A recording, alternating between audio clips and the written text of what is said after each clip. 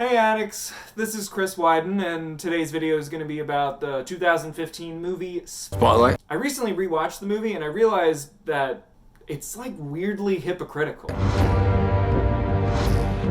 Guys, listen, everybody's going to be interested in this.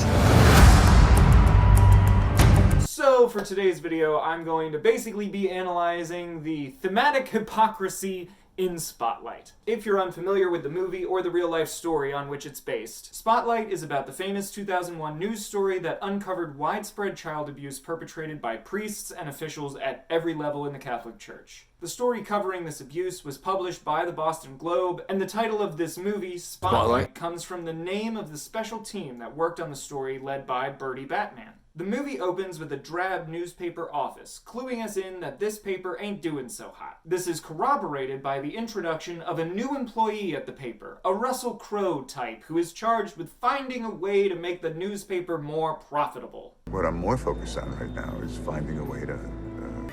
Think.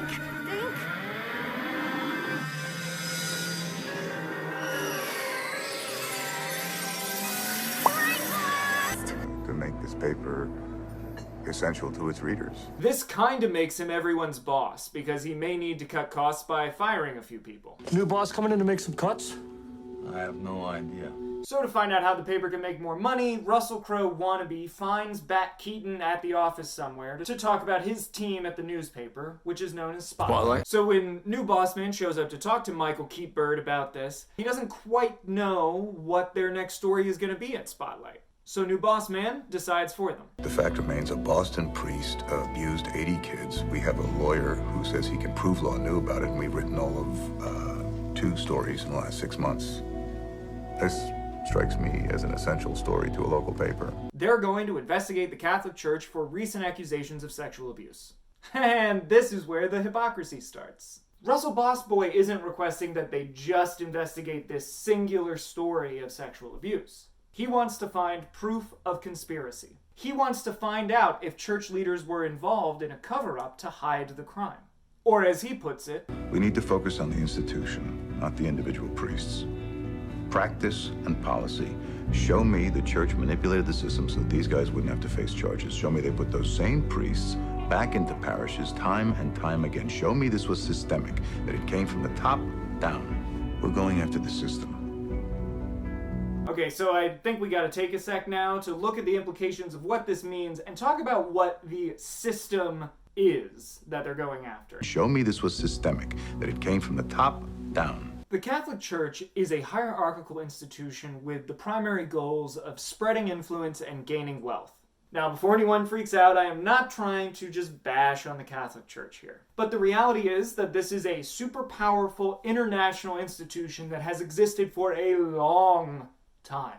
The church has an explicit mission of spreading their message everywhere they go, even in places that don't want to hear it. And if spending untold fortunes to spread your message across the globe isn't trying to gain influence, then I don't know what is. And as far as maintaining wealth goes, the most stable and valuable asset through time is land. And the Catholic Church has spent centuries making sure that they possess a lot of it.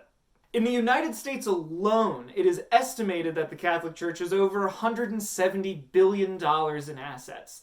Just in one country. I shouldn't talk about this shit.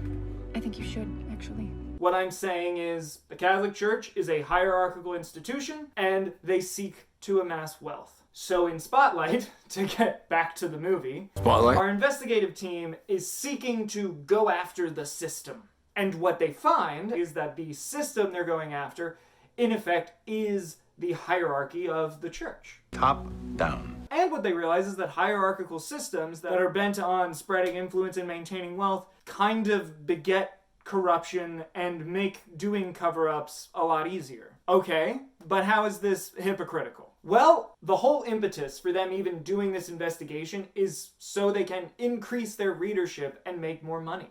To make this paper essential to its readers. Or in other words, they want to expand their influence and wealth.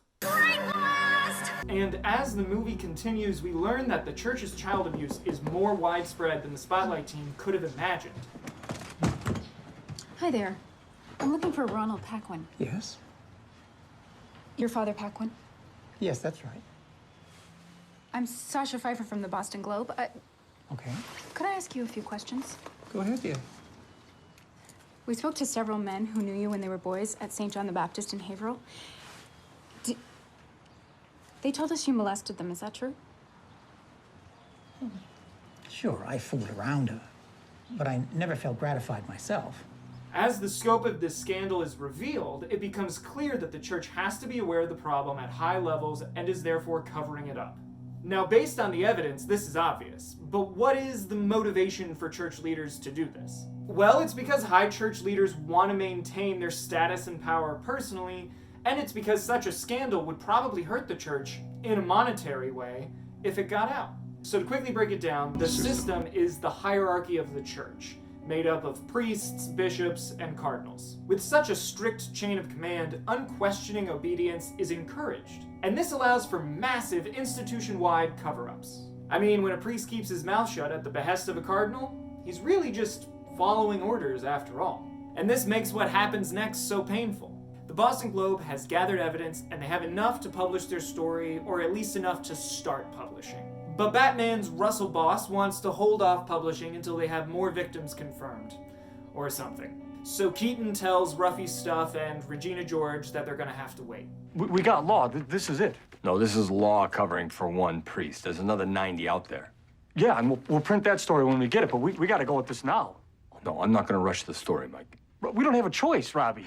If we don't rush to print, somebody else is going to find these letters and butcher this story. Joe Quimby from the Herald was at the freaking courthouse. Mike. And this makes the Hulk throw a wee little temper tantrum that would make Eeyore proud. And rightfully so. Widespread child abuse committed by priests, one of the most trusted groups of people, is happening all over Boston. Why are we hesitating? Barron told us to get law. This is law. Barron told us to get the system. We need the full scope. That's the only thing that will put an end to this. Then let's take it up to Ben, let him decide.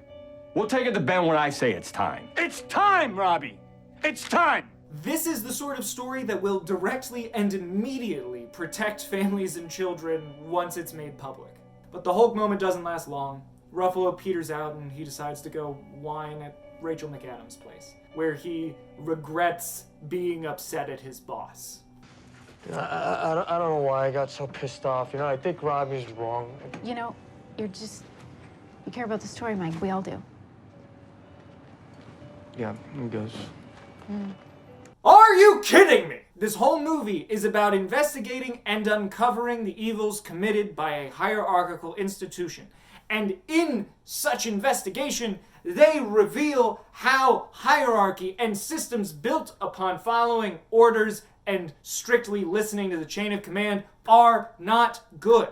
And then when they gain this information that is so important for the public to know on many levels, the mini-boss follows the orders of his boss, telling his underlings in the hierarchy of this newspaper to hold off on publishing.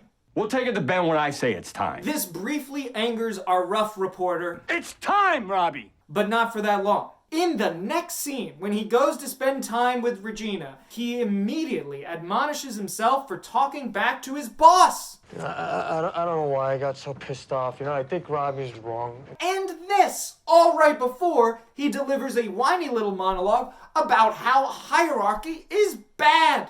Hypocrisy, I say. What? So to wrap it up, the systematic abuse committed by the Catholic Church is horrible. But it's funny that in a movie about that abuse and about the hierarchy that allows for it, it's funny that the institutions our heroes work for reflects the same money-centric hierarchy. And this reflection may or may not be an intentional foil to the church in this movie. But if it is intentional, I don't think it was done very well. Because it undercuts the most important message of this movie, that systems of hierarchy are problematic and lay the groundwork for easy and smooth corruption. But it's a fun movie if you want to watch it, and Stanley Tucci's in it, so, you know, that alone makes it worth it. Yeah, exactly. Now you're paying attention.